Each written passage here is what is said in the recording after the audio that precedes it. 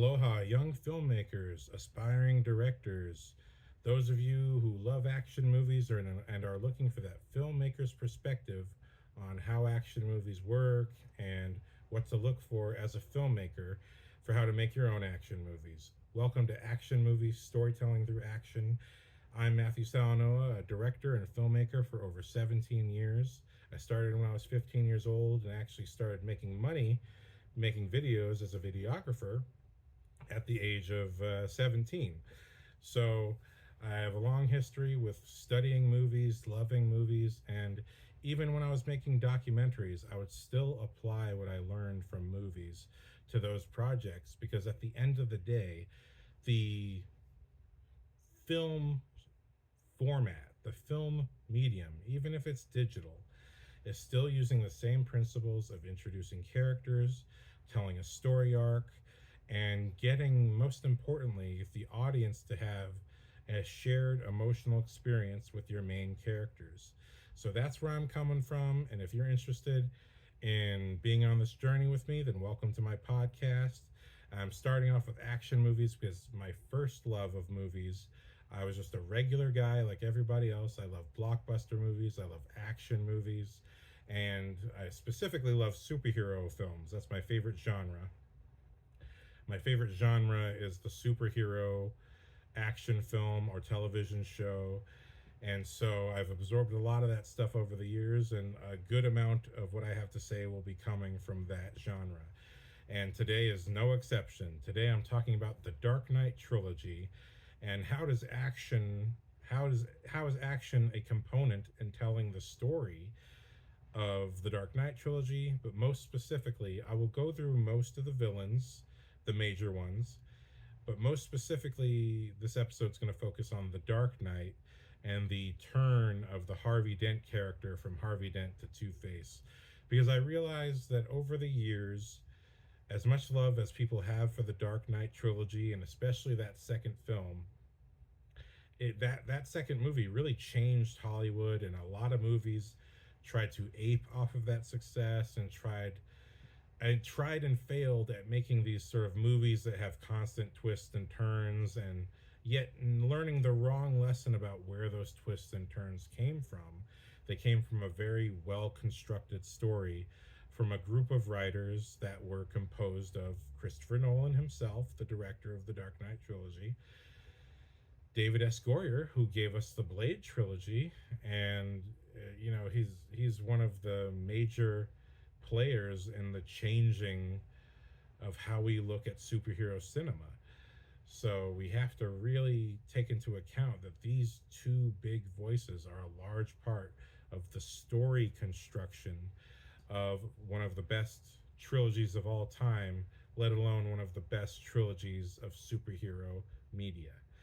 So with that being in mind, let's jump into the Dark Knight trilogy and how does action tell part of the story. But when it does get to Harvey Dent, I'm not just going to talk about the action, but I will be leaning into his character, how he got to where he got to become Harvey Dent. So I'll be branching about more than just action sequences, but really about what made his character his character. But first, let's start off with Batman Begins. I'm going to talk about Ra's al Ghul, played by Liam Neeson and by Ken Watanabe. I think this is a perfect place to start with Batman Begins because this movie is really, truly focused on Bruce Wayne's transformation into Batman, how he had his early stumbles, he almost became a person of pure vengeance, and he ultimately turned into the purest form we've had yet of the comic book Batman, who truly believes in justice first and has a pure sense of not killing people because that is what set him on this journey, was the death of his parents. So when it comes to Batman Begins, it starts off with Bruce Wayne having already traveled the world for some amount of time, presumably years, and has landed himself in a prison somewhere in Southeast Asia. And while in prison, he gets in this huge fight, this opening fight sequence, where 6 different prisoners try to attack him at once. And this was Christopher Nolan's concept, that we need to establish how exactly is this character who already in movies and in the comics and cartoon, how is this guy supposed to be believable taking on tons of henchmen at once? How is he supposed to take on the forces of Gotham City all at once? And how is that supposed to be a believable pathway for this character? And so what I like that they did was they started him off traveling the world, because if you follow the flashbacks that are revealed in the movie, as a young man growing up, the Joe Chill who killed his parents, was going to be released from prison because he gave information on one of the many villains of this movie, Carmine Falcone. But as he was released from prison, given his testimony, one of Carmine Falcone's assassins goes and kills Joe Chill. But at this same time, Bruce Wayne himself was planning to pull the trigger because he brought a gun to the hearing. So when we meet Bruce in prison after having uh, not been allowed to get vengeance directly, and revealing to Rachel that his best friend for life, who's now a lawyer in the district attorney's office, revealing to her that he wanted to kill Joe Chill and get revenge, but now he's lost it. And then being berated by her, saying, "This is not what your father would have wanted out of you." He goes to face Carmine Falcone to show him that, hey, I'm not happy with what you did and what you're doing is not right. And he certainly makes a good show of himself in speech. But then he ends up getting beat up by Carmine Falcone's men. And Carmine Falcone points a gun at him and says, "Look, there's a judge over there with a prostitute. There's a couple off-duty cops. I could shoot you in front of them right now, and nobody would even wince. No one would do anything about it." And that's the power of fear. So right from the beginning, Bruce Wayne is learning the power of fear and what it can do to people. That's part of the major themes of the Batman character himself. That's why he wears the mask and the bat ears, to be a form of fear. And in addition to that, what we're getting is the setup of the Carmine Falcone. He is a villain, and there's a lot of villains in this movie, but we're getting a sense of how his power practically works in this universe. And it's very much the Godfather type of way: intimidation, coercion, bribery, every single thing. That's absolutely what Carmine Falcone is. And being faced with the realization that he is too famous and also too rich to ever truly appreciate the dire circumstances of people who have lost family members and have truly lost everything in their lives.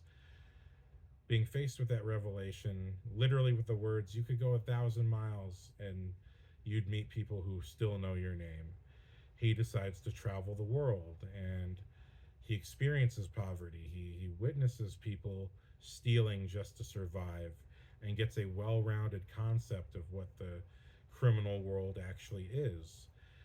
And it's how he ends up in prison because he hides amongst a band of thieves that are trying to steal Wayne Corporation property. But he is also the owner, technically, the de facto owner of the company. So, as far as his own involvement, it wouldn't be stealing. Perhaps it's borrowing. But he doesn't reveal his identity, gets up sent to jail. And in jail, you kind of realize over the years he has learned different fighting techniques. He's learned how to defend himself. And when these prisoners attack him, he is using every bit of fighting technique that he's learned. And he's doing a good job of holding his own, except that the guards come in and shoot their guns, and they pull him away and throw him in solitary for protection. I don't need protection. Not protection for you, protection for them. Meaning that he's essentially become the most dangerous person in the prison, and he needs to be put away. And it's in the hole that Bruce Wayne meets Ra's al Ghul, played by Liam Neeson, running under the name merely Ducard. Both of these names, by the way, are actual historical comic book material that these are from the comic origins of Bruce Wayne, where he learned what he learned. And what's beautiful is in 2005, when the movie came out on DVD, Batman Begins, I saw there was a collector's edition that came with a comic book compendium of the issues, or just a sample of the issues of comic books that specifically inspired Batman Begins. And those samples included a specific comic book called The Man Who Falls, excerpts from The Long Halloween, and I forgot what was the other one. There's The Man Who Falls. Oh, the very first Batman comic book, his first appearance. And these all kind of give you a window into where they were coming from. A lot of people like to say this Batman or that Batman is the most accurate, but based on this, they really did their homework. David S. Goyer and Christopher Nolan, who wrote Batman Begins, they really went and did their homework, actually read the comics, pulled the names, and even though they made modifications to the story, everything in Batman Begins and The Dark Knight specifically is a perfect merging of those three samplings, but also specifically the storyline of Batman Year One and Batman Long Halloween. All of the major events that happen in those comics, and in the case of The Dark Knight, the comic by Alan Moore, The Killing Joke, these were the direct inspirations for those movies. So even though they made their own modifications, they did draw from the source material. But this is like the MCU. It's a modern retelling of stuff that you could, if the only way, if you really wanted to see it super comic book accurate, would just be to make those. But in this case, they did sort of the hodgepodge. So the whole aspect of, the man who falls, this is where all the themes come from, of Batman falling and having to pick himself up. So thematically, the man who falls is about Batman. He's always falling, whether he's jumping off of a rooftop and spreading out his wings, or falling through the cave as a child. He's always falling into darkness. And with Batman Begins, they give it a more optimistic angle. He's always falling, but he must remember to pick himself up. So there's a very proactive, constructive angle worked into Batman Begins that takes that symbolism to the next level. But The Man Who Falls does feature basically a delineated story that shows, when we see Bruce Wayne being, we see the flashback, which is very rapid, it's very harsh, a very rapid flashback of his parents being killed. But also when we meet his dad after the whole sequence of him falling through the cave, you see that his dad is a very big, imposing man, and he's actually angry at Bruce for playing around and falling into the cave, which you can see is kind of an origin to his own anger and his own intimidating qualities. That didn't just come from nowhere; it came specifically from his dad. So, which I think is very believable and real.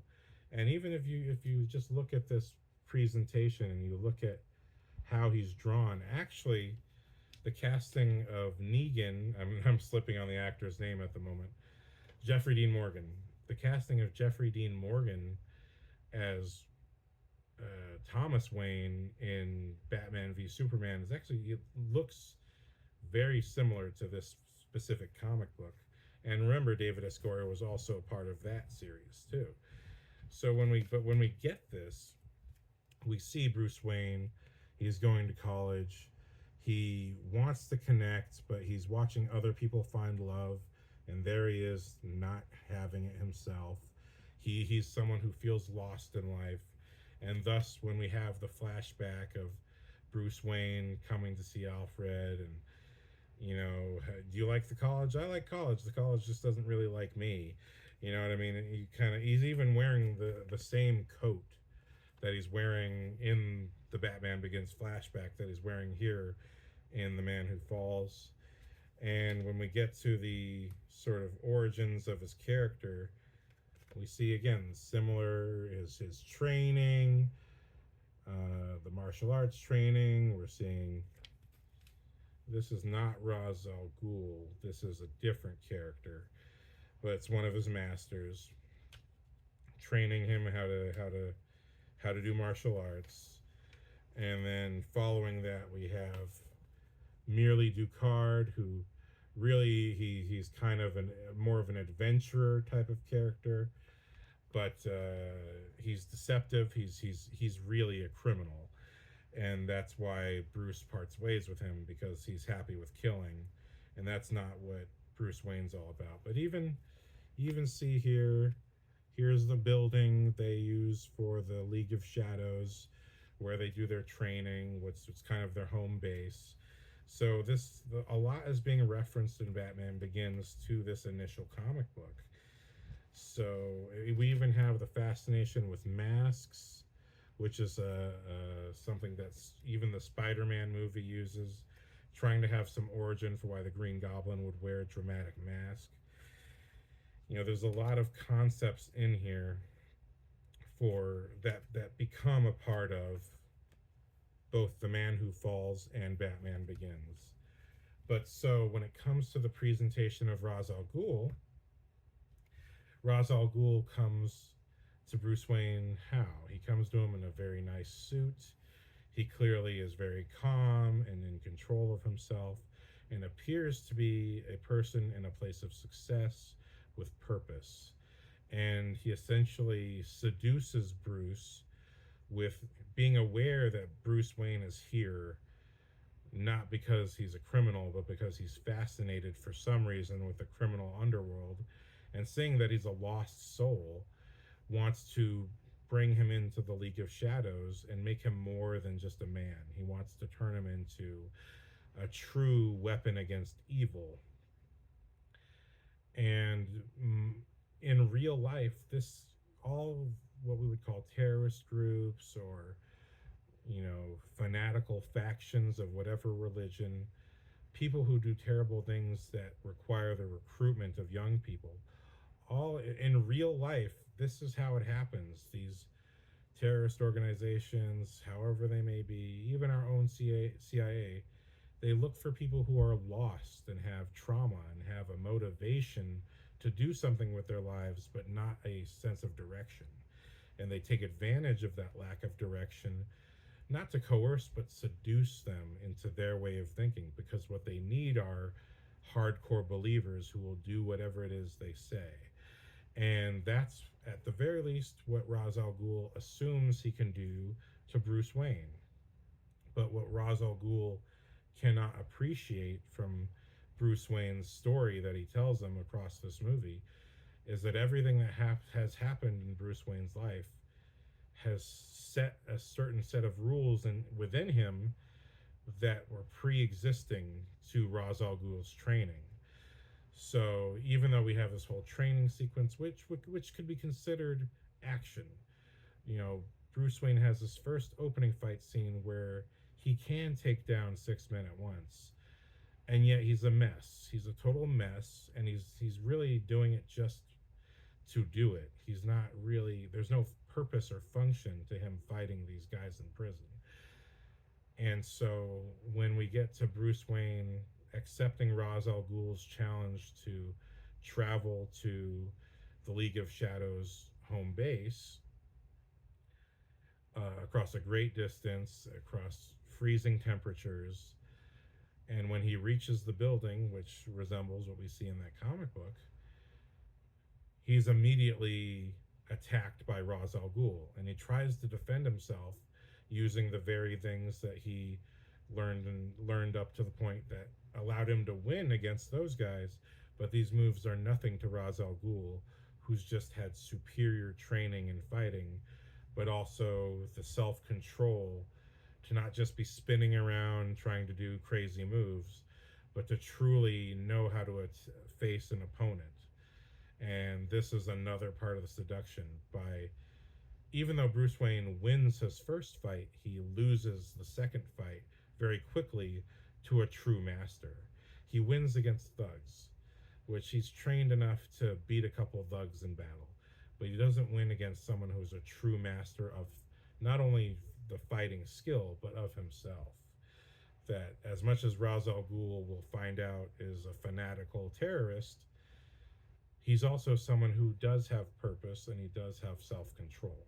And that's what our fight with this, even as brief as it is, even though it's not a fantastic fight, much like the first fight, it's very dirty, it's very real. It's done very much in what we'd call the man on the street style, which means that you're right there with Bruce Wayne. It's not pretty. It looks more like a real fight than anything else. And so that's a specific style of shooting that Christopher Nolan is choosing to do. Because look, we've seen Batman 1989, we've seen the Schumacher movies. Those fights are very stylized with very stylized lighting. When it came to Batman Begins, the choice was to make kind of like a Stanley Kubrick picture, very natural lighting to make you feel like you're there and you're on the ground with him. There's not stylized shots where you're really with that fist as it punches a hole through a weapon and you get a dramatic shot of a bad guy going, whoa, you know? There's none of those hallmarks of a Hollywood picture. We're getting something that feels a little more dirty. It feels a little more indie. It almost feels documentary like, that we just feel like we're there with Bruce Wayne. And even the second fight continues that tone of fighting, which is direct and real. And again, this is stunts, so it's not really real. But the fact of the matter is that what the fight tells us is that Liam Neeson is a superior fighter, and by himself, even though Bruce Wayne could beat six thugs, he cannot fight this man who is self controlled, who chooses his moves, and who very quickly takes Bruce Wayne down. The very fighting skill that Bruce Wayne would then attain after our whole training montage. And the training montage features multiple different things. We see Bruce Wayne being hit with sticks while trying to stay balanced on these poles that are holding him like 20 feet off the ground. So if he falls, it's really going to hurt. And intermixed with that, intercut with that, we have a sword fight with Ra's al Ghul, where even though it's just one fight being intercut with Bruce's other training and being shown the different devices and technologies and techniques, including the ninjutsu, hiding, sneaking around without being detected. These things are just being introduced. We don't see him actually do it, which is fine. The movie is just, it's setting up the terms by which we understand Bruce Wayne's being trained. But what it focuses on, what the montage focuses on, is specifically the sword fight. And Bruce Wayne is holding up well enough in the sword fight until Ra's al Ghul brings up his father and says that you are stronger than your father. And not only that, it's your father's fault that he and your mother died. And this makes Bruce emotional. And even though he almost bests Ra's al Ghul in the fight, he puts himself in a weak position where his killing blow is ultimately a self-defeating move where Ra's al Ghul is easily able to turn the tables and break a piece of ice and Bruce falls through the ice.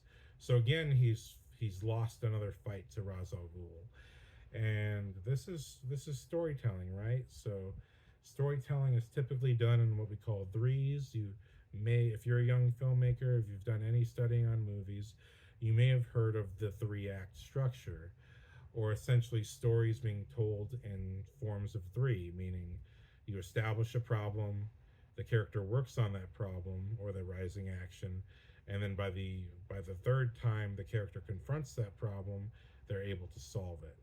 So that's simple storytelling, formatting or structuring.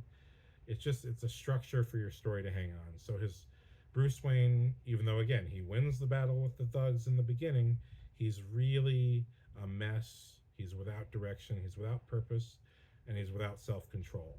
So when he loses his temper in his fight with Ra's al Ghul, even though he gets what seems to be the superior position by the end of the fight, he's actually put himself in the worst possible position and gets defeated again. So he will not have a direct fight with Ra's al Ghul again until later on in the movie. But he again, also what I keep forgetting to mention is that he's going by the name merely Ducard, and Ra's al Ghul officially is being played by Ken Watanabe. And I have my own theory that Ken Watanabe is Ra's al Ghul, and that Liam Neeson is his best student, the student who bests the master, and thus I think to me there's an unspoken thing happening here. The way I'm interpreting it is that our next fight is Bruce Wayne versus Ken Watanabe Ra's al Ghul, and it's never confirmed by the dialogue, right? But I think to me the dialogue says exactly what it means to say. Ra's al Ghul claims to have been part of this battle for thousands of years, that this is what the League of Shadow does. But ultimately, the choice comes down to after being given the first fear toxin, we don't even know that this is our window, our pathway into introducing a Scarecrow, yet another Batman villain in this movie. When we get into the fear toxin test, Batman masters his fear and bests Ra's al Ghul in a test of sort of using deception and getting around your enemy. And when he bests Ra's al Ghul, that's when Ken Watanabe Ra's al Ghul claps, and his final test is to kill a a farmer who killed another farmer to take his land, so far as he's been told. And Bruce rejects this, saying this is not justice, this is not due process. To which Liam Neeson responds, well, you already know that criminals don't operate that way, so that's not going to work. Which in some ways is a kind of truth. I mean, you have to consider what it takes for Bruce Wayne to clean up the crime in Gotham City is that he must himself become a criminal, but he also has a code of conduct. And this is where that code of conduct is established. So he refuses to kill the farmer, and instead realizes he, through just being patient and asking questions, he says, well, what is the mission of the League of Shadows? And Ken Watanabe says, our mission is to destroy Gotham, and you, being Gotham's favoritist son, are perfectly positioned to help us destroy the city because it has become infested with crime and it's beyond saving. And this is the philosophy of the League of Shadows. They do everything through the extremity of murder and punishment. And that's where Bruce Wayne draws the line, which I think is also a remarkable example of character. This is what defines Batman's character, is that yes, I will go outside the stretches of the law to defeat crime, but I will not become the worst of the worst myself. I am not going to kill people to prove how right I am. My righteousness will be to correct the wrongdoings of crime and to bring society back to civilization, to the civilized approach of bringing back due process and bringing back people treating each other the correct way. And so the action that follows, we've already seen that Bruce has he has bested his master. He's better by the end of this training montage. He's better than Liam Neeson, who, based on my theory, was the best student of Ken Watanabe. And I think there's a reason, even though, yes, he does knock out Liam Neeson at the start of the sequence, which shows how fast and good he actually is. That's Batman's skill, that he does have the one punch knockout ability. But on top of that, all of the League of Shadows engages Bruce, and it's Ken Watanabe who tells them, no, it's me. And so this first huge fight, even though it's amazing, it's cinematic, it's explosive, our first huge fight, it is the duel of these two philosophies that one's whoever wins is going to be the moral leader of the movie. And luckily the movie's called Batman Begins, so we know Batman's going to win. But in essence, Ken Watanabe Ra's al Ghul is defeated but also killed by happenstance because Bruce Wayne does decide to throw a hot poker into the explosives den, which is why would you put that so close? But again, you don't expect someone to just turn on you. You think you'd kill them first, which is not what happens. Again, another example of Bruce being the best student. He is the best student. He's better than everyone, but he also has the purest conviction of everyone. And so, what the movie is proof of is that not just the fighting skill and not just the will, but the purest conviction is what wins. That is part of Batman's philosophy, is that the purest conviction, that's what needs to win, not the corrupted version. This is a corrupted version of conviction. You guys are essentially just terrorists and not real heroes, as you told me you were. And thankfully, because Bruce just had the correct building blocks of morality and already a mistake or a near mistake of wanting to kill the man that killed his family, because he already had those building blocks, he had a foundation from which to have a clearer conviction and thus defeat this Ra's al Ghul character right in the first battle. So again, he's been defeated in battle twice by Liam Neeson, but now he's bested Liam Neeson and he's also bested the Ken Watanabe Ra's al Ghul. And my theory is that with Ken Watanabe's death, that's what made Liam Neeson Ra's al Ghul, which is, to me, when we see Ra's al Ghul again after Bruce Wayne has become Batman and fought Scarecrow, when we see Ra's al Ghul again and he says, or am I immortal? Am I supernatural? Or cheap parlor tricks to hide your deception? I do think, to my personal theory, is that, in the comics, Ra's al Ghul just kept himself alive thanks to the Lazarus Pit. But because he already sets up that the League of Shadows has been doing this for thousands of years, I believe that Ra's al Ghul, in this case, it's whoever succeeds the master. That's my personal philosophy.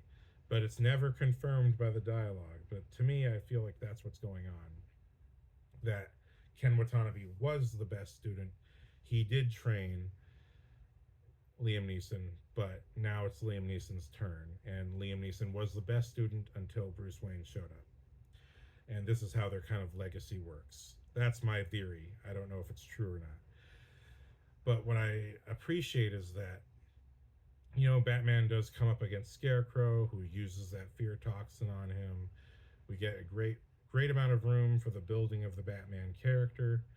But what I really appreciate is that when it comes down to the action, when we see Batman face the League of Shadows again, he of course beats them all in battle. But when it comes to the final action sequence on the train when Ra's al Ghul is trying to blow up the city, and we finally, we do have the battle at the Wayne Manor that Bruce Wayne does lose in similar happenstance because his house is burning and rubble falls on him. There is that sequence. So he does lose again to Ra's al Ghul, who is, again, but he's losing because Ra's al Ghul is using deception and positioning.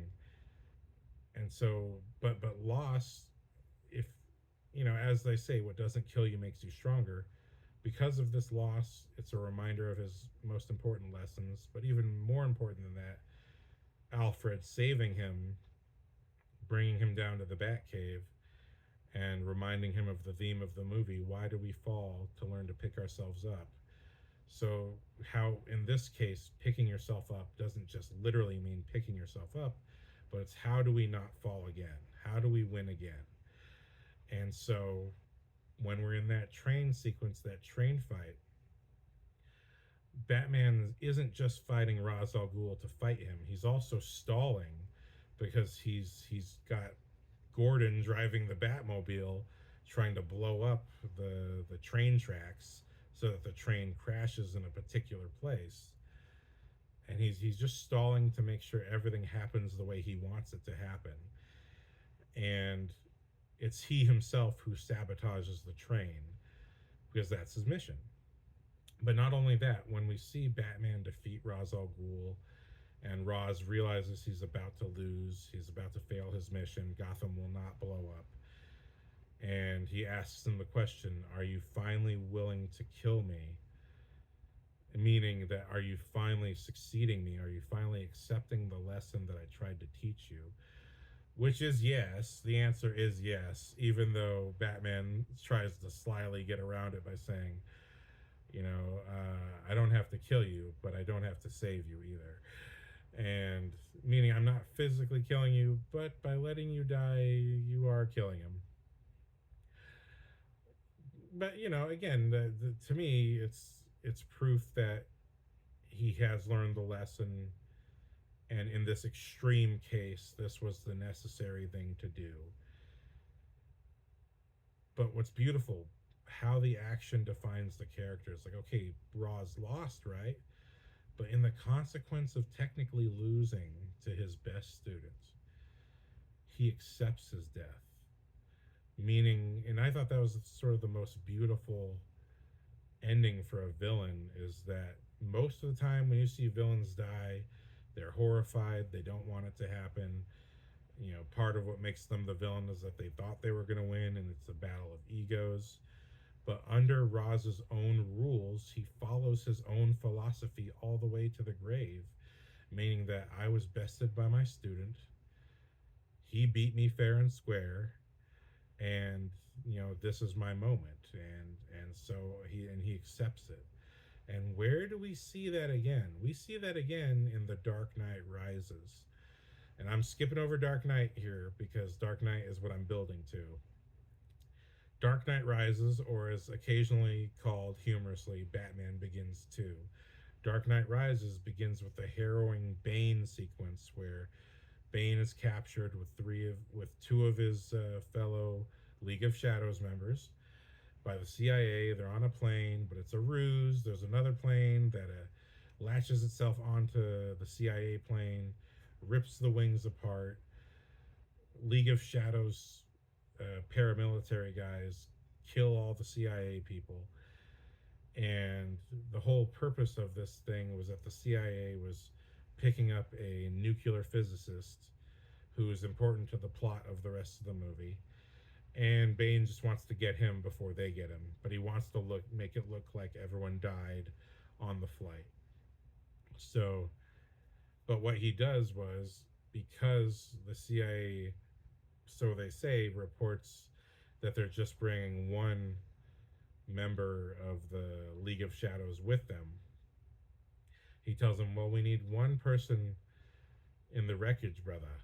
And then the guy that Bane selects accepts it, and he even smiles, saying, have we started the fire? So the reason for the action and also the consequence for the action comes down to Bane's first line in the movie, which is, it does not matter who we are, what matters is our plan. Which is that League of Shadows fanatical philosophy, which is, I can die for my mission because I am not the most important thing. The mission is the most important thing.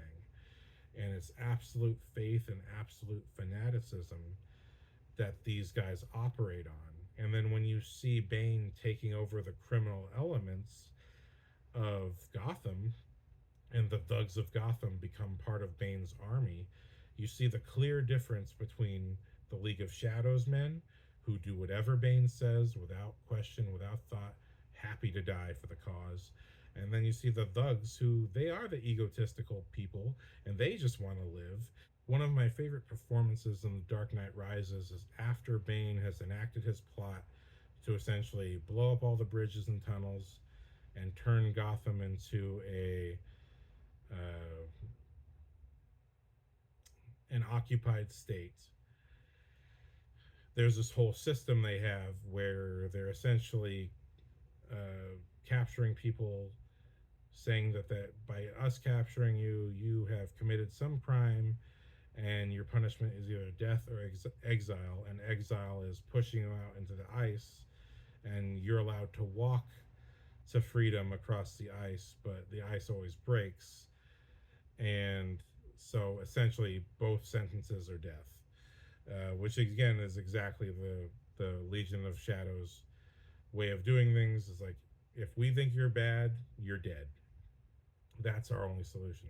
But one of my favorite performances is from I hope I'm getting your name right, Noel Guglielmi. I hope I'm saying that right. Giuliemi. I'm not sure if I'm saying that right. Noel G, as he sometimes goes by. You know, he's been in so many movies. Bruce Almighty. He's been in The Walking Dead. He always plays the Latin gangster. But he's a talented actor, and one of my favorite performances in that movie is just his moment when he's the first one we see by the ice pushing one of the bad guys of the movie. He's the actor another actor whose name I forget. He's the actor who plays Ben Mendelsohn's henchman, business henchman, who attempts to kill Catwoman. But essentially, Noel G, this business guy has been selected for punishment by exile, and Noel G pushes him out onto the ice and tells him, "You walk and you try to cross, and try to stay on the thick ice, or you'll fall through." And the guy falls right through the ice, and you just see just one little moment of Noel G just hating that this is his job. You know what I mean? And so it's one of those beautiful little nuances to the movie where even some of the thugs of Gotham are not necessarily happy with working for the League of Shadows. That much like working for the Joker or working for Scarecrow, like some of these crazy people who are in charge of crime, this is not what these people signed up for. As they a lot of them just were smash and grab criminals. Maybe they break a bone or two. Not all of them were killers. As terrible as they were, what they're doing for Bane is far worse than they ever wanted to be involved in. Literally the level of war crimes. And so I just love that little performance. But again, it shows you the difference between the faiths of and beliefs of the various villains. So this is a guy who probably worked for Carmine Falcone. In fact, actually he did. That's why he was part of the Blackgate prison. He's part of those people. And the dude, and for what 5 seconds he's in the movie, he has like just so much energy. And I believe he's there. I believe he's part of everything. But that's part of the strength of the movie. But I just wanted to very much explain the action and the consequences of the action really tells us everything about who these League of Shadows characters are. They believe in their mission to the death, and their identity is less important to them than their mission, with perhaps the exception of Ra's al Ghul, who in the comics is clearly self-involved and wants to make sure that he himself lives to exact the mission of his team. But hence my belief that this is how they do it in the real world, which is Bruce Wayne was probably going to be the next Ra's al Ghul. But that being said, that's kind of just my quick run through of how both the action defines Batman's character, but also how between Batman Begins and The Dark Knight Rises, the League of Shadows has its own sense of conviction, and you see the action and the consequences thereof completely shows their character. Now I'm getting into The Dark Knight. A long time ago in a galaxy far, far away, there was the Mandalorian cereal. You can have it hot, or you can have it cold.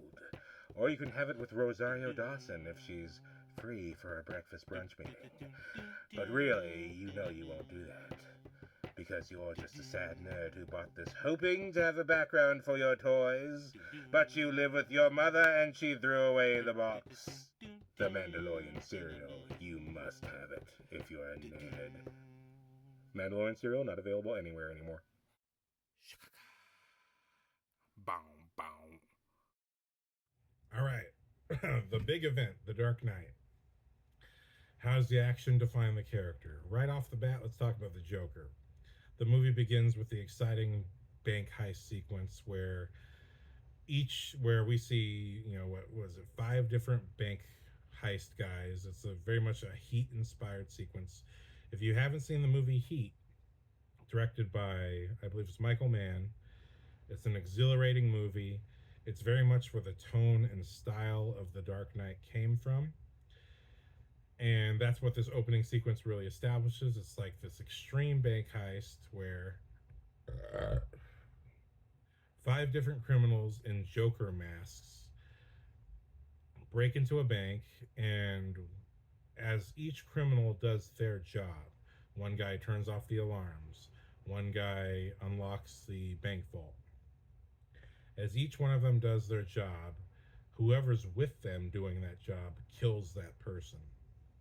So one of the guys figures it out pretty quickly that if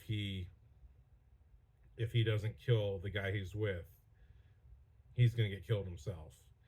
And it ends up with between that guy and the last guy, who we'll find out is Joker himself. And he points the gun and says, as soon as the both of us throw all the money into the car, you're going to kill me. And then who we don't realize is Joker says, no, no, no, no, I killed the bus driver. You know what I mean? And then the bus driver shows up. Joker has positioned himself and the last thug alive, so that the last thug alive is exactly in the spot where the bus will drive right through the wall, killing or at least seriously maiming that guy. We can assume he's dead. And then he does indeed kill the bus driver. But what's important about the sequence is that this is the setup for the Joker's character. The Joker, as we'll see across the movie, he is all about making other people kill other people. And this comes exactly from the Killing Joke. And even if you look at the Batman comic books or even the animated series, he's always getting his criminals to run around with his Joker poison, infecting people, getting people to kill people. It's 100% the Joker's MO, not just to kill people himself, but to get other people to do it, simply because he enjoys it, not because he wants to intimidate or whatever. He simply enjoys the chaos and the murder. And if every single action sequence in this movie relating to the Joker is all about that sinister love of getting people to do the worst possible thing to other people. And he's all about why they do it, how they do it. He's all into the psychology of how it occurs, which is why Joker claims not to be crazy. And I do think in some ways he isn't crazy. He's too intelligent to simply say that he's just this unhinged guy. But he, at least the way this movie presents it, even though he must be crazy, he clearly has an unusual reaction to being punched in the face by Batman, where he laughs at it, he enjoys it, which is a sign of his genuine madness. But more importantly, he's hyper intelligent. He really studies people, and most importantly, what makes them tick and what makes them willing to do horrible things. When we see the scene where Joker confronts Michael Jai White's character by pretending to be dead, so he's carried in by gangsters who supposedly killed him, and when you see him quickly take over the situation after killing Michael Jai White, giving the first "Do you want to know how I got these scars?" speech.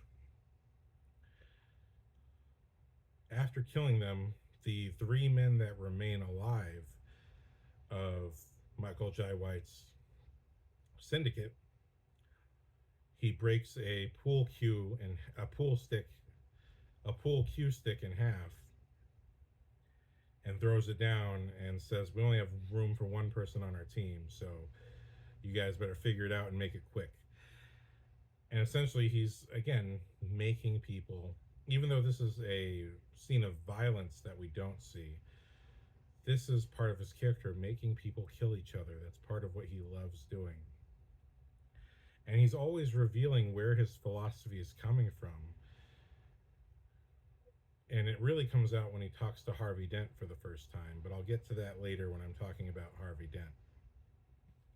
But it's something that just accelerates across the movie, where you see the huge sequence after Rachel dies and Harvey Dent's in the hospital, and the early in the movie we have this accountant, or we have someone whose job it is, a forensics accountant, I think is what he does.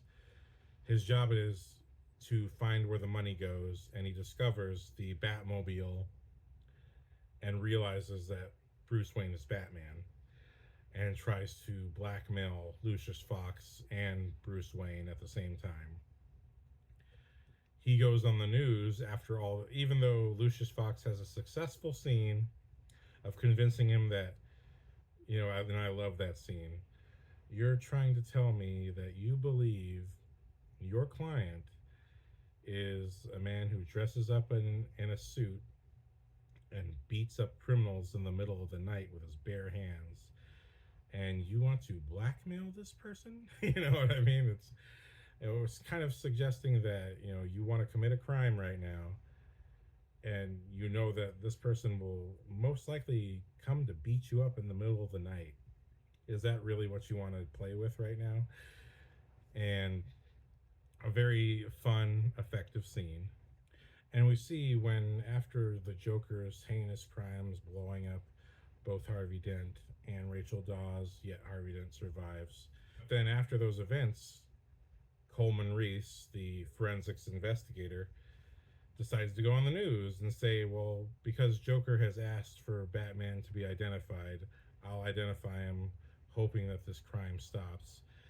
And what I like is that the news, being the news, decides to hold off him saying it as long as humanly possible, because it's presumably, we hope that's because they don't really want him to reveal Batman's name. But at the same time, it's just because they're trying to generate as many views as possible. But then that's when Joker turns the tables again and says, I don't really want this guy spoiling everything. I'm starting to have some real fun here. So whoever kills him will be stopping me from blowing up a hospital. And so he gets the entire city, or not the entire city, but enough of it, to run down to the news station and attempt to kill him, which stirs up a whole nother action sequence.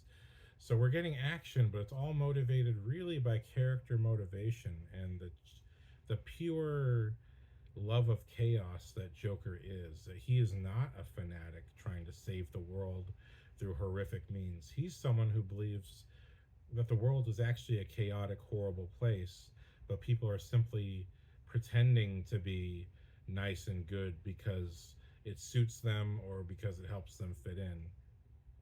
And he is essentially the devil. He wants everyone to give in to every bit of dark, horrible thing that they want.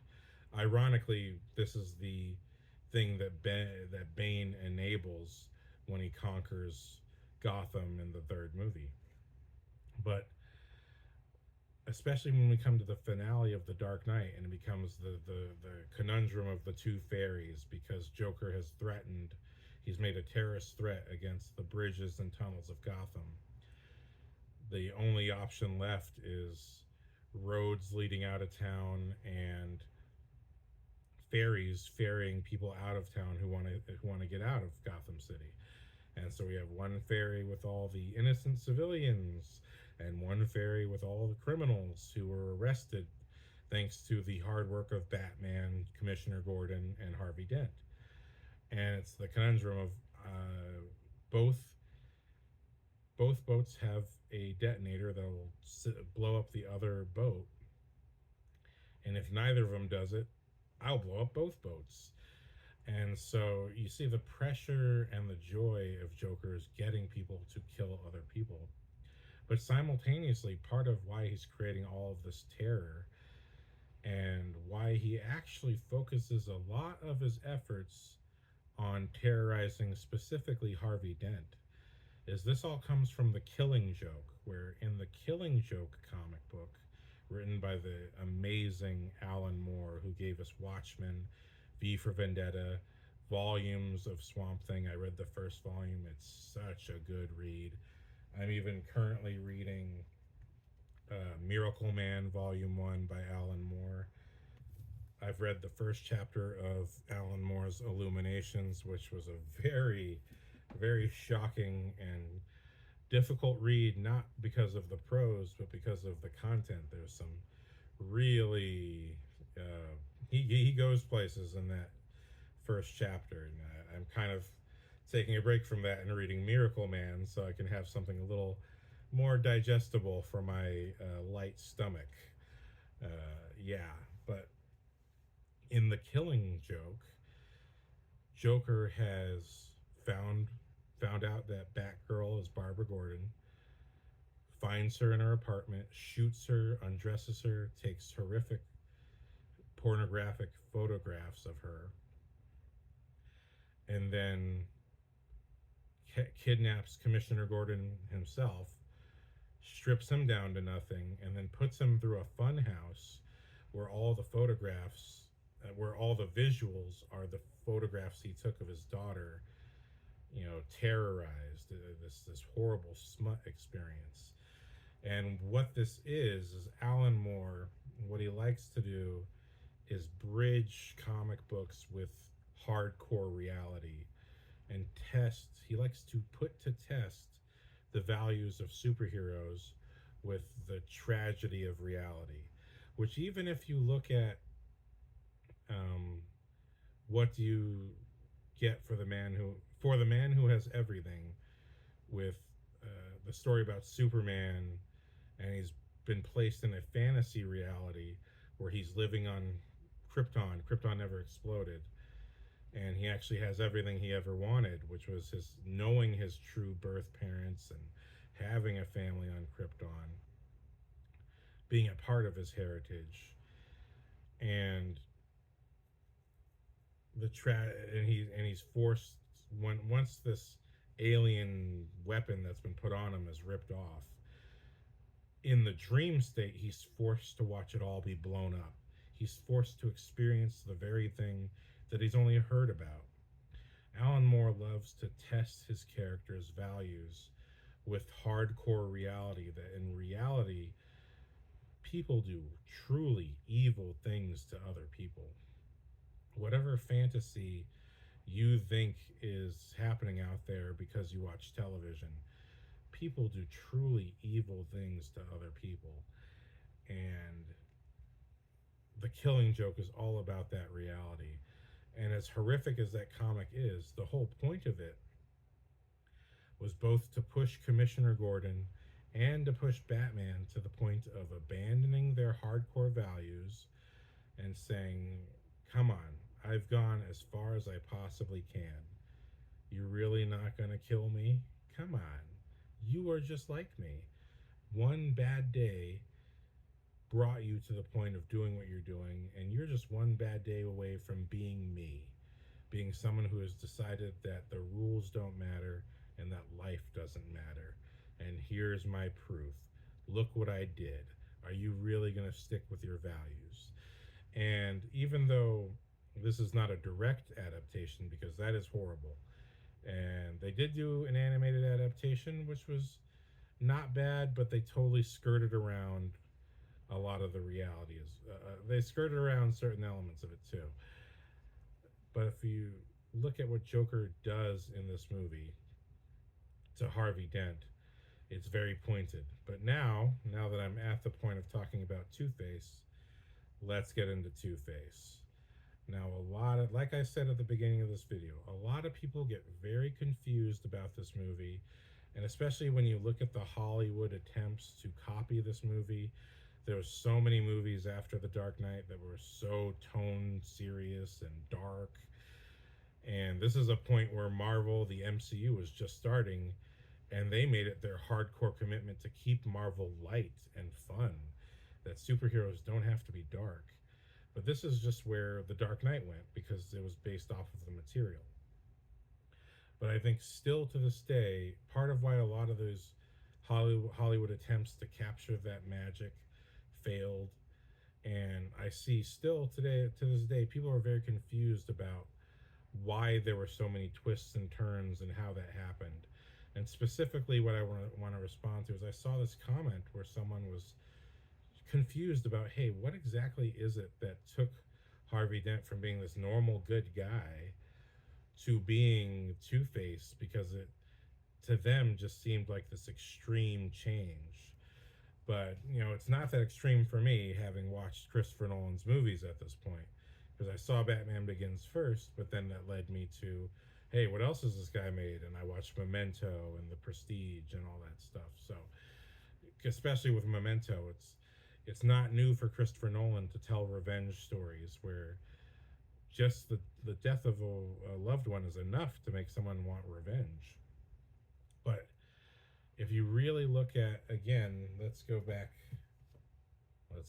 to this packet that came with Batman Begins. This is where we were always going. When we meet Harvey Dent in when we meet Harvey Dent in The Long Halloween, he's very serious, he's very intense.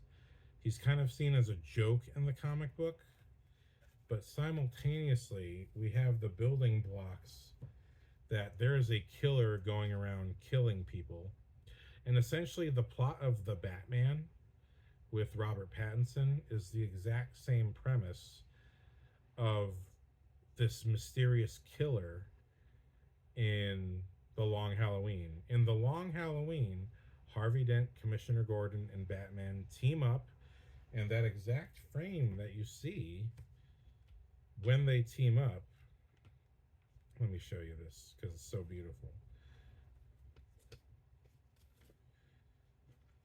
The exact frame that you see of them teaming up on the roof with the bat signal, that's in The Dark Knight. So you see they are pulling the images and the situation from the comic book material, which essentially The Long Halloween is the three of them teaming up to take on the mob.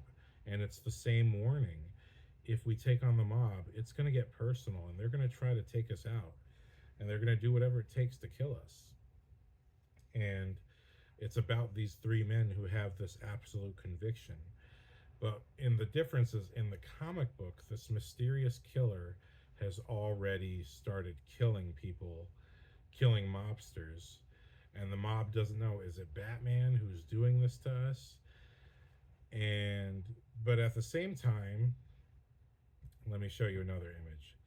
You know how in The Dark Knight it's the Joker who gets the money back after one of the guys, after the Chinese businessman who is their money launderer, after he gets all the money away because this fight against crime has been working. This is how much money is in the comic books. I mean, it's an insane amount. What you see in The Dark Knight is chump change compared to this visual. In the comic book, it's Batman and Harvey Dent who find the money of the mob. They actually find it.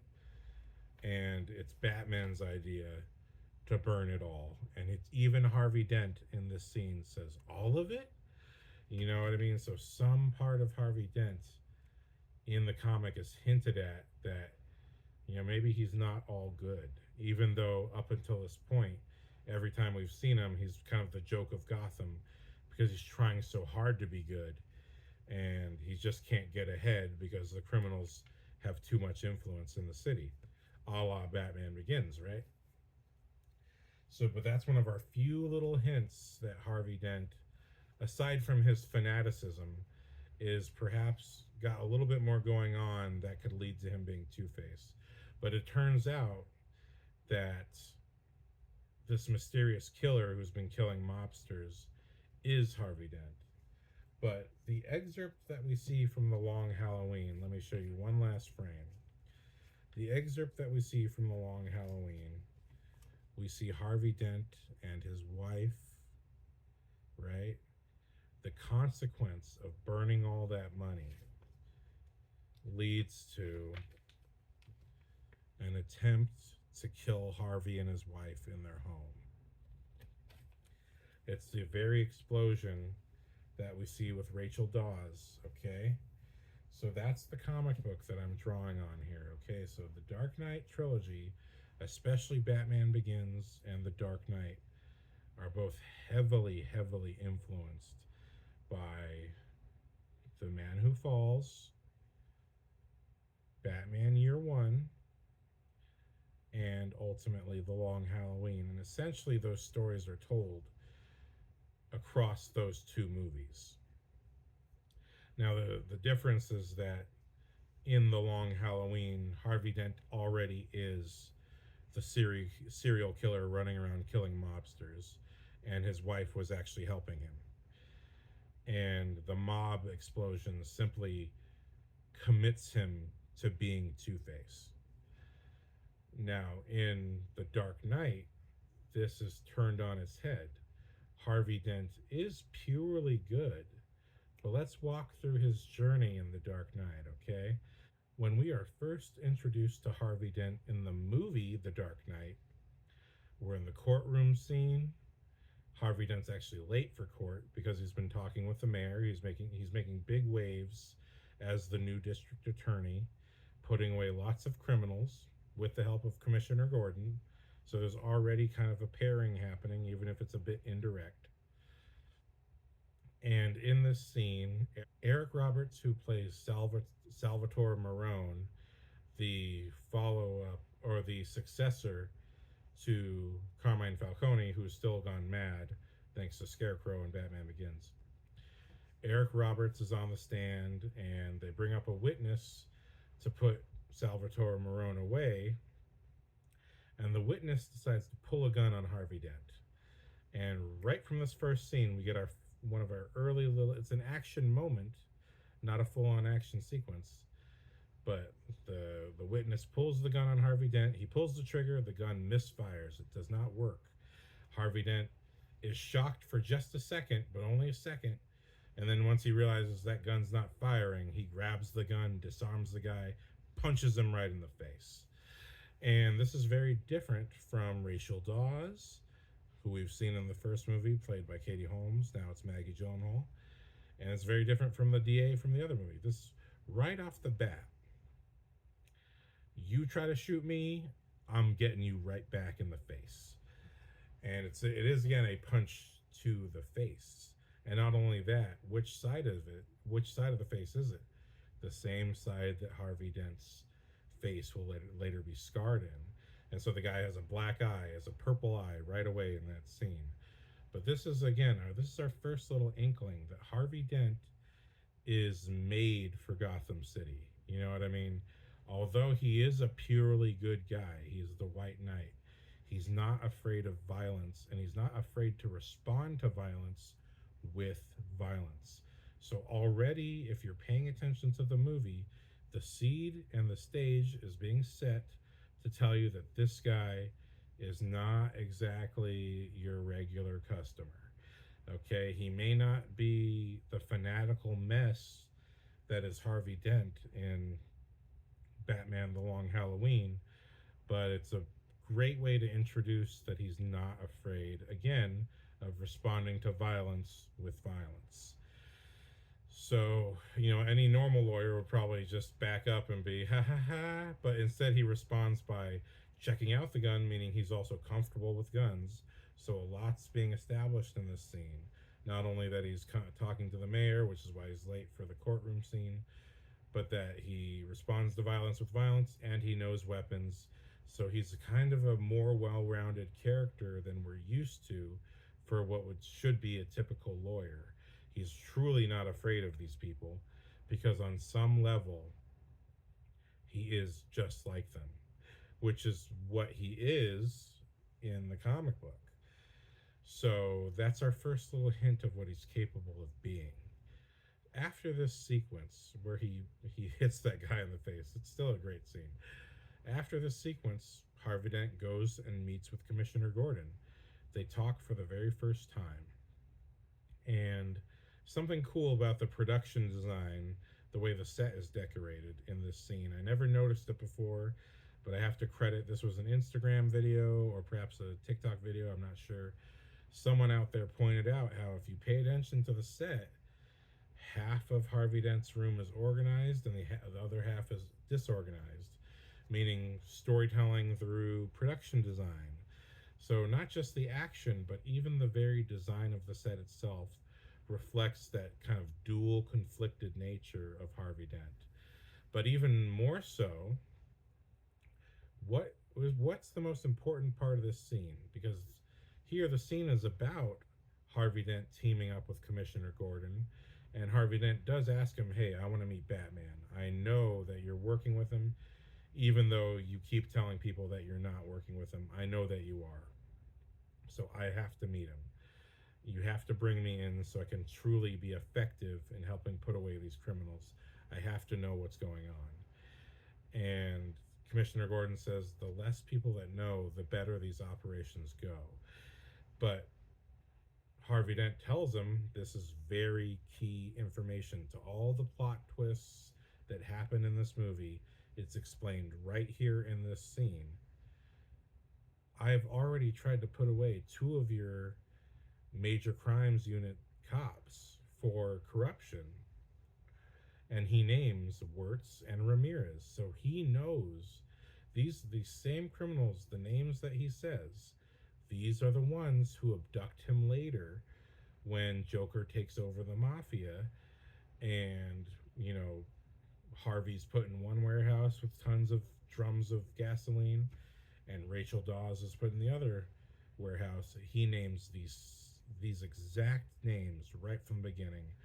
I almost had these guys, and you keep protecting them. But Gordon's response is, if I didn't work with cops who are corrupt, I wouldn't be working with anyone at all. Which is, again, reaffirming why we're in this situation. That, as established in Batman Begins, Gotham City was so corrupt.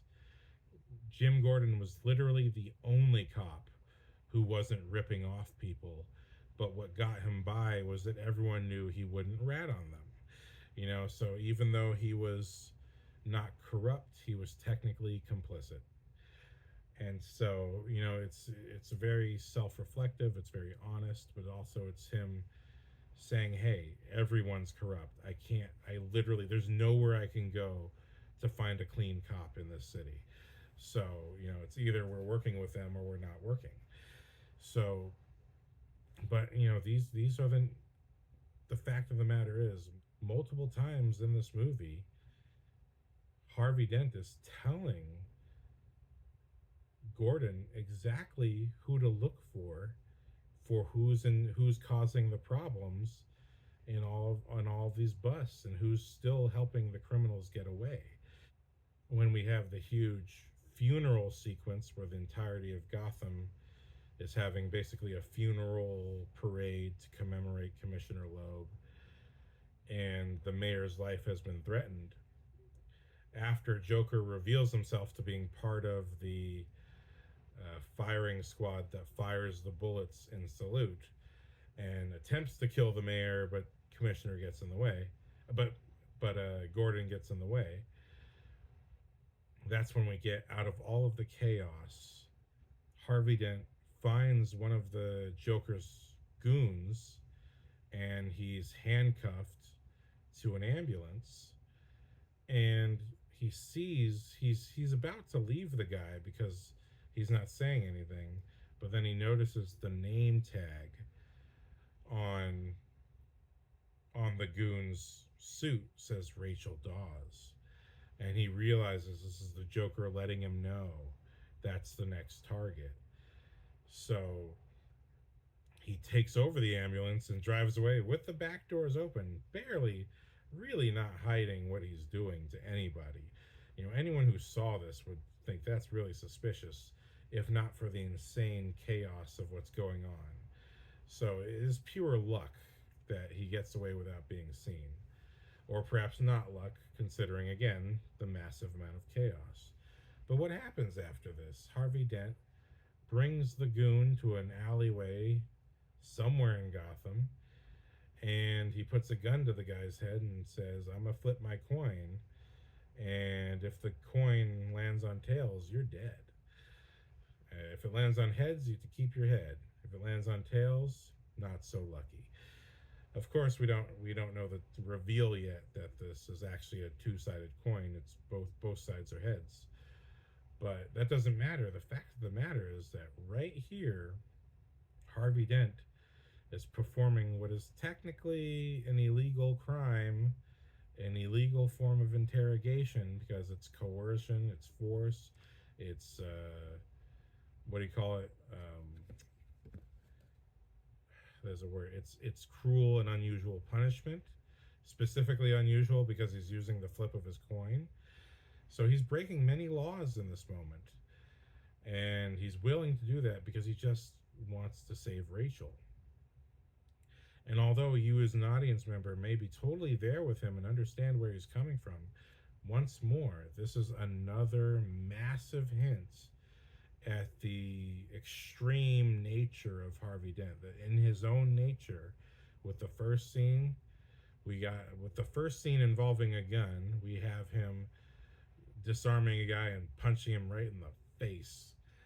And again with a gun, he's pointing a gun at the man's head and asking for information that the man can't give him, which thankfully Batman somehow is nearby. Maybe he was looking for the missing ambulance. Who knows how he found him, but he found him. And he tells him, if anyone saw this, our entire mission would be completely ruined, and all the criminals are going to go right back out on the street. So there's serious consequences to what Harvey Dent is doing. And so when we get to our most, we get to our second most intense action sequence, which is Harvey Dent publicly announces that he's Batman, just to protect the real identity of Batman, because the Joker up until this point is asking for Batman to give himself up, thus ending his reign of terror. Harvey Dent announces himself as Batman during the prisoner transfer from the MCU to the general holding cells. That's when Joker attempts to kill Harvey Dent. Joker certainly takes his time waiting for Batman to show up and blows up the Batmobile. And the Batmobile, when you see it blow up, it loses a wheel. So there's all these clever little jokes going on in the movie. They're subtle jokes that if you're paying attention, much like Harvey Dent's character, if you're paying attention, his character is already on the warpath long before Joker blows his face in half. And so, I think pretty much it's safe to assume when we have the earlier sequence of Bruce Wayne throwing a party for Harvey Dent, a fundraiser, Bruce Wayne manages to get Harvey Dent hidden, squirreled away where people can't find him.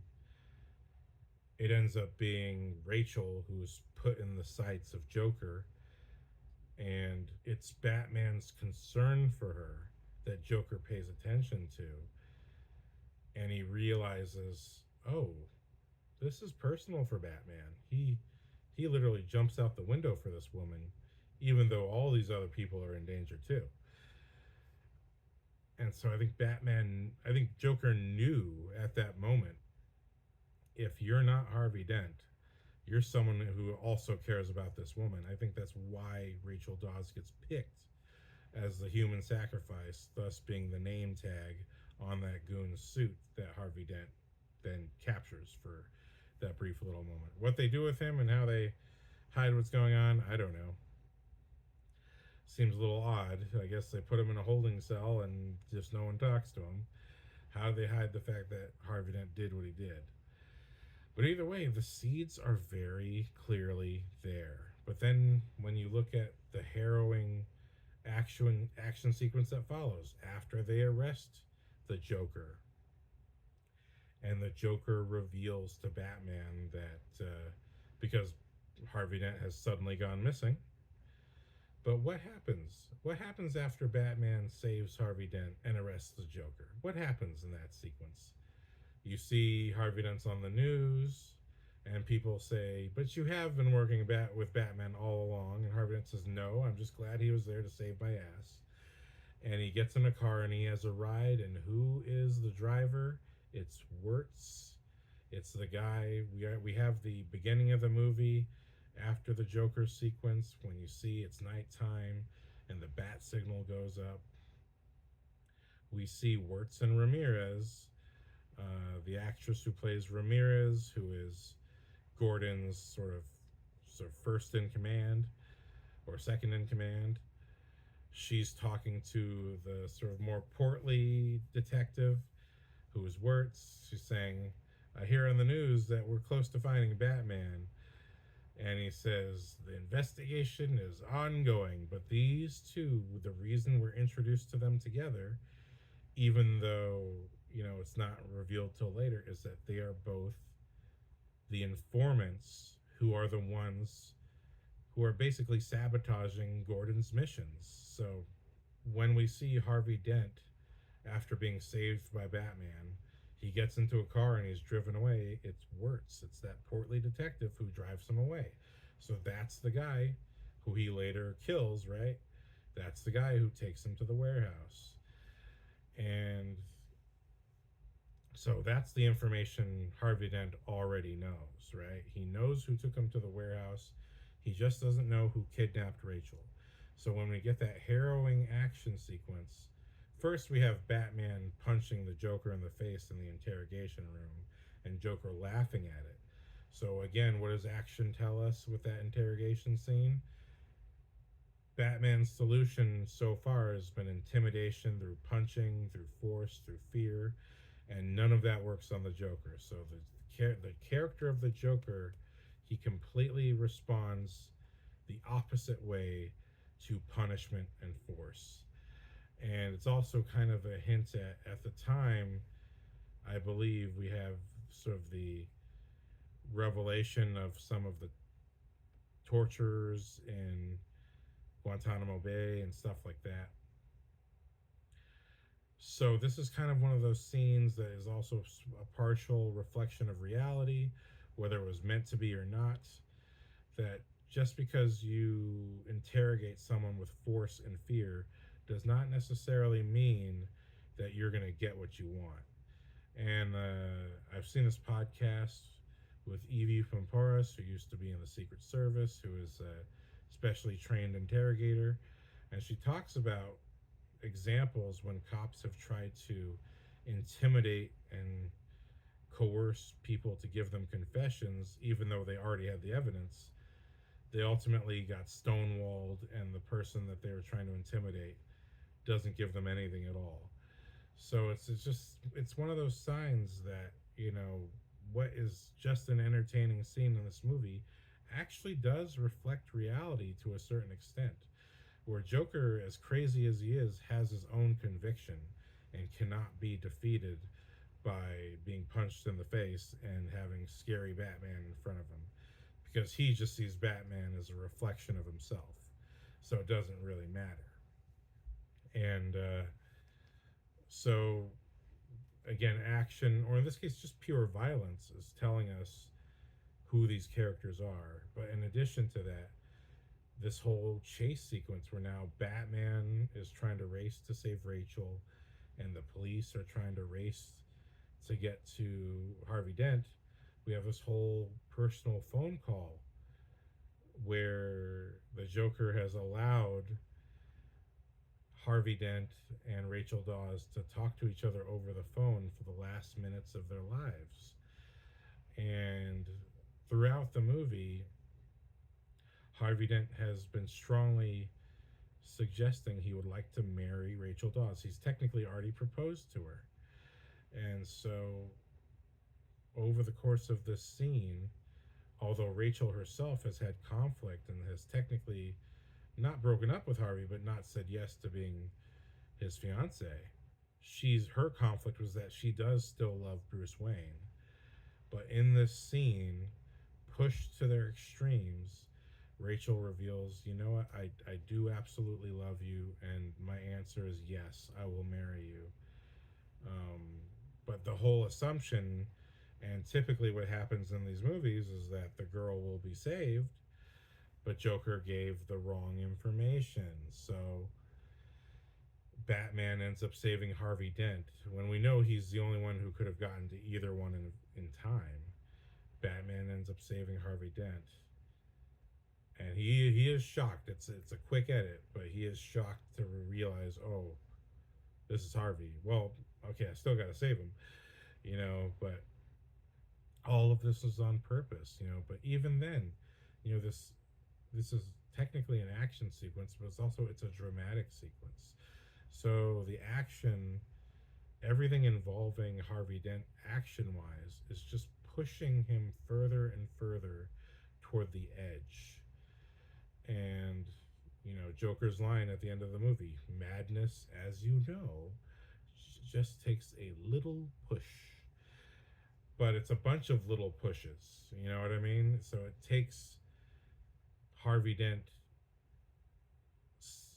finally getting what he wants, which is Rachel saying yes to being his wife, but it comes at the expense of her life.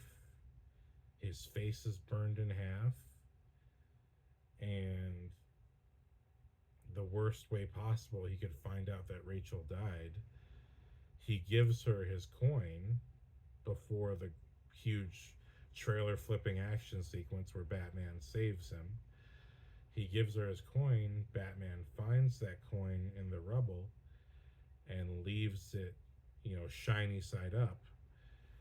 And it's when Harvey wakes up in the hospital, all bandaged up, that he sees the coin and he thinks, oh my God, Rachel lived?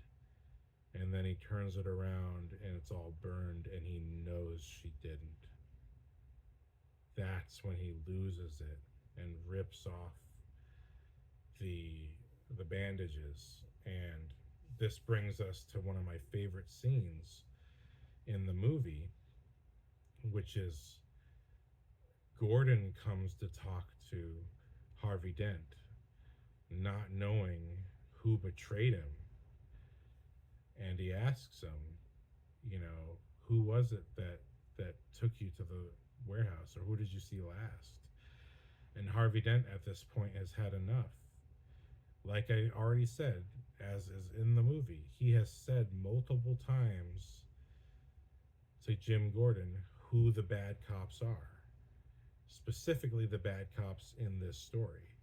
And Gordon just keeps brushing it aside and doing what he wants to do. And so at this point, Harvey Dent gives him nothing, because he's already lost the love of his life because of Jim Gordon's ineffectiveness, or at least his inability to accept the information that Harvey Dent knew was so important. And so when Harvey Dent gives him nothing, and then you get that great shot of Harvey Dent turns to look at him, and you just see that horrible reaction on Gordon's face. A brilliant piece of performance on both sides, but definitely from Gary Oldman, where he works that close up. He's like, oh God, that's the most terrifying thing I've ever seen, but I'm trying to be calm because I don't want to make him feel bad. But God, this is the most terrifying thing I've ever seen. And we, the audience, aren't shown it. It cuts when Harvey turns, but we don't see the burns. And then when it cuts back as Harvey turns again, and we don't see his burn side yet. It's already established. Gordon shows up saying, the doctor said you haven't been accepting skin grafts or medication, meaning that he has just been stewing in his pain and suffering for who knows how long at this point. It is early morning, presumably.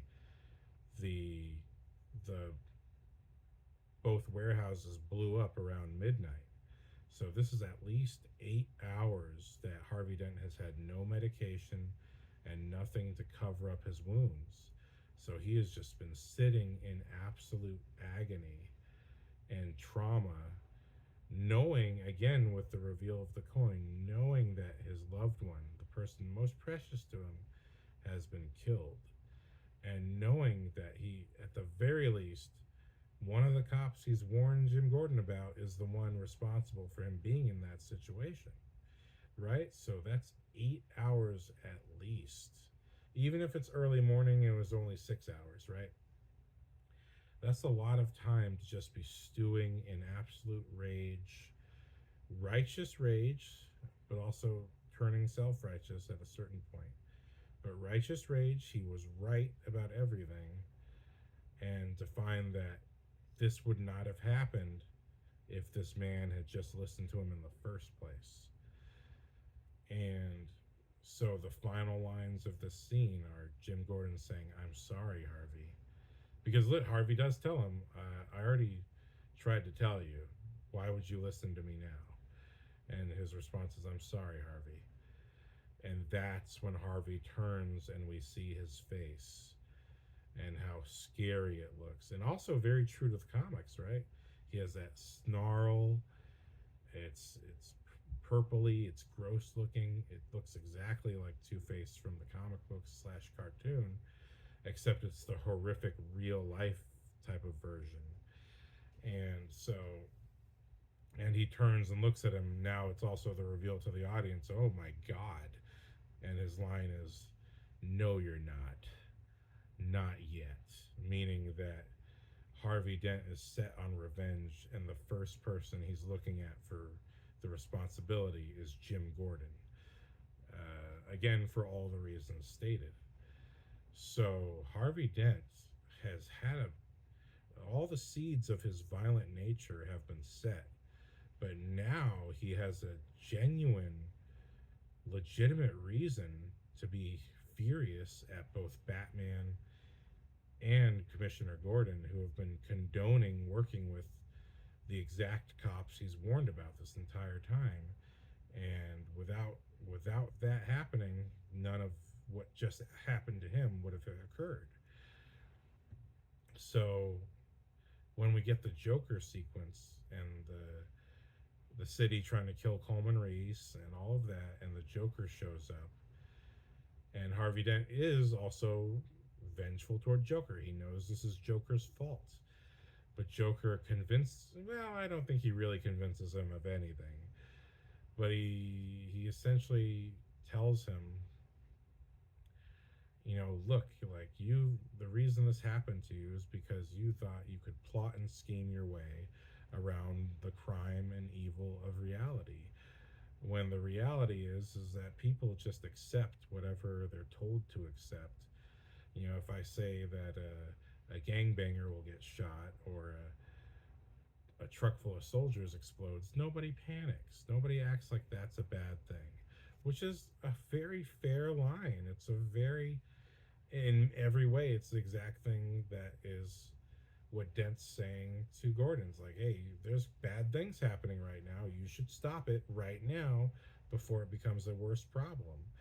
And like in society, like we can sit here and say that one person's responsible for this, and then we let another thing go.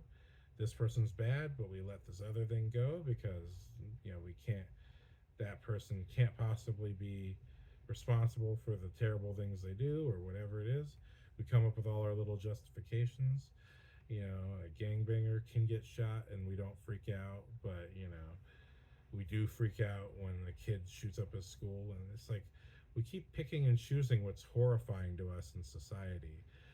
And that is to the Joker's point, that is what's crazy, is that people think that that's acceptable, but this isn't. It's just the picking and choosing of moral outrage is Joker's whole point.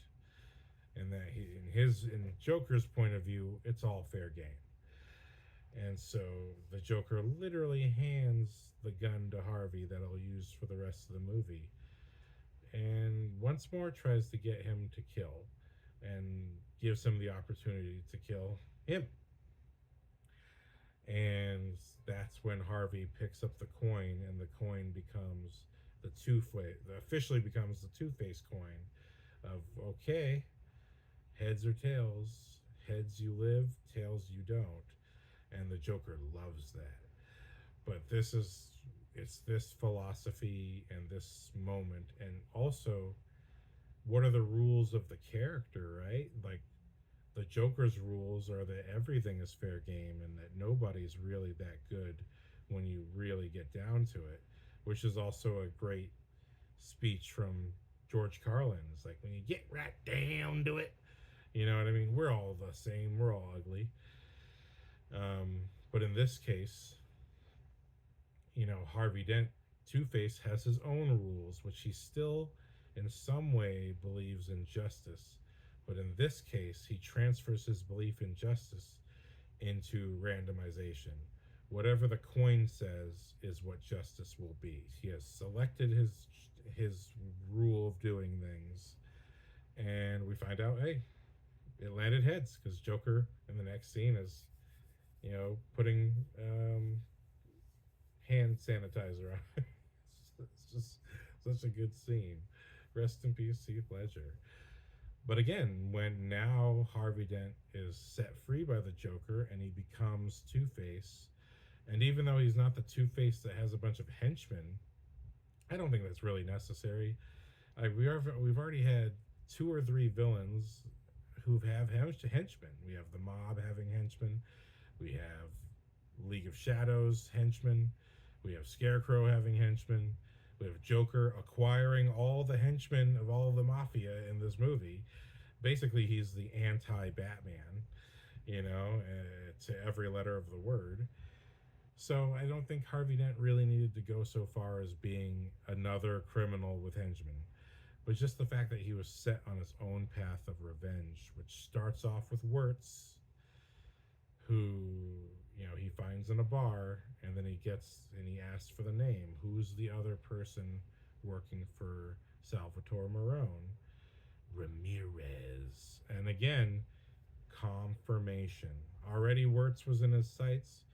Ramirez is confirmed. This is one of the first people that Dent warns Commissioner Gordon about in the movie. So it's just confirming everything that he believes about what's happened to him, with that blame toward Gordon. And so when we reach the end of the movie and he's got Gordon's family tied up and Batman shows up, and it's all down to, look, I've killed Wirtz and technically let Ramirez live, but I don't know what 2 cops he supposedly killed, since technically he did not kill Ramirez. But okay, there's some holes here in the finale where I think there's a deleted scene or a deleted piece of dialogue that explains what exactly Harvey Dent is responsible for. 5 people dead. Okay, we got Salvatore Marone, Salvatore's driver. We got Wirtz. Who's the other 2? You know what I mean? Who are the other 2 that they need to cover up so that Dent is clear? It's not explained in the movie. But essentially, yeah, when we get to the finale of the movie, and even though the 2 fairies decided not to blow each other up and Batman stops the Joker, we still have this final bit with Harvey Dent, and the truth of the matter is that the entire movie has built us to this moment. And essentially the picking and prodding at Rachel was the Joker trying to turn Harvey exactly into what Harvey became. He wanted Batman to kill, Batman wouldn't kill, so Harvey Dent was his ace in the hole to make sure that chaos keeps happening, even if Joker himself is put away. So that is, what leads Batman to again have to kill. Even though Batman saves the Joker's life after chucking him off the building, even though that happens, when it comes to Harvey Dent, just like Ra's al Ghul, it becomes Batman being forced to kill someone because that's the only option left. It's Harvey Dent or Commissioner Gordon's kid, who he has in his arms, flipping the coin for how Gordon will pay for Rachel dying. So it's a pretty heavy and intense story, right? But all the clues are there, and Harvey Dent's entire motivation is completely logically lined up so that things make sense. So I just really wanted to talk about that. That even though, yes, this is action movies, storytelling through action, the consequences of the violence of this movie are extraordinary. It's all about the consequences of the violence, who's paid for the violence, and who will pay because those other people paid.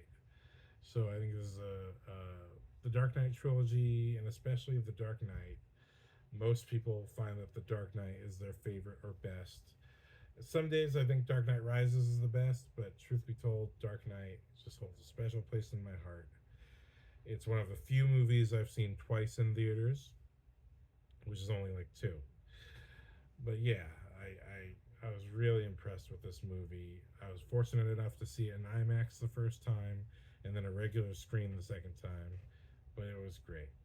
So that's that's my explanation of how both the action but also just how the character journey got our villains to where they are. And I didn't talk so much about Bane because I think the movie explains itself about Bane. But I really just wanted to get into these things and specifically talk about Harvey Dent's transformation because it's so integral to understanding how that works in order to understand why everything else makes sense in the movie. So that's what I had to say. I hope this was useful to anybody who still had lingering questions about the movie and how it works. Even though I didn't talk as much about action, I hope that you still stick around for next week and see what I have to say next week. Thank you very much for watching. I hope I see you next time. Mahalo and aloha.